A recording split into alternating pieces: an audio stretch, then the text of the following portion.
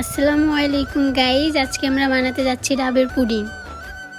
Pudding বানানোর জন্য ডাব পেরে নিচ্ছি, ডাবের পানিটা একটু সেকে নিচ্ছি যাতে ময়লা থাকলে ময়লাটা পরিষ্কার হয়ে যায়। আমরা অনেকগুলো ডাব পেরেছি, কিছু ডাবের শ্বাস পুডিংয়ের ভিতরে দেবো আর যা থাকবে সব আমরা খাইয়ে ফেলবো। আপনারা যদি ডাব খেতে চান তাড়াতাড়ি আমাদের চ্যানেলটা সাবস্ক্রাইব করুন। এই ডাবগুলো আমাদের নিজেদের গাছের, অনেক সুস্বাদু এবং অনেক নরম। এই ডাবগুলো আমরা মাটিতে রেখে কাটছি যাতে দা না ভেঙে যায়। পাকার উপরে রেখে কাটলে দা ভেঙে যেত এবং ভুক্তা হয়ে যায়। আগে নারকেল কুড়াতাম কুড়ানি দিয়ে, এখন নারকেল কুড়াচ্ছি নিড়ানি দিয়ে। দিন দিন দেখে সবকিছু উল্টে যাচ্ছে রে বাবা। আমার কথা শুনে কেউ হাসবেন না, যদিও হাসেন তাড়াতাড়ি আমাদের চ্যানেলটা সাবস্ক্রাইব করুন।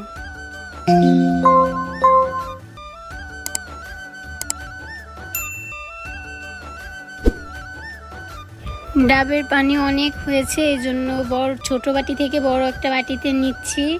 এগুলাতে এখন আমরা অনেক পরিমাণ চিনি মিশাবো যাতে অনেক মিষ্টি হয়। এখানে অনেকগুলা ডাবের পানি, এই জন্য আমরা অনেক বেশি চিনি দিচ্ছি যাতে অনেক বেশি মিষ্টি হয়। এগুলো এখন আমরা চুলায় বসাবো এবং একটু আগার আগার পাউডার দিব। আর বেশি ঘুনি জল করতে যায় হয়ে যাবে বাহিরে মাঝখানে গুলাও। এই সেই আগার আগার পাউডার, যেটা পুডিংয়ে দিলে পুডিং ঘন এবং শক্ত হয়। একদম ঘুনি ছড়ের মতো গুলাচ্ছি। এত গরম হয়ে যেটা ওকে আগে ওটাকে গরম করা লাগবে। হ্যাঁ, ডাব থেকে যে শ্বাসগুলা উঠাইছি সেই শ্বাসগুলা এখন বাটিতে সাজাবো। পানিটা আমরা চুলা থেকে নামিয়েছি, এখন ঠান্ডা করে ফ্রিজে রাখবো।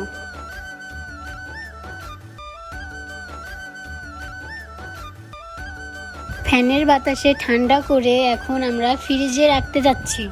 ফ্রিজে দেখি ডিম, আমার বন্ধুর ডিম।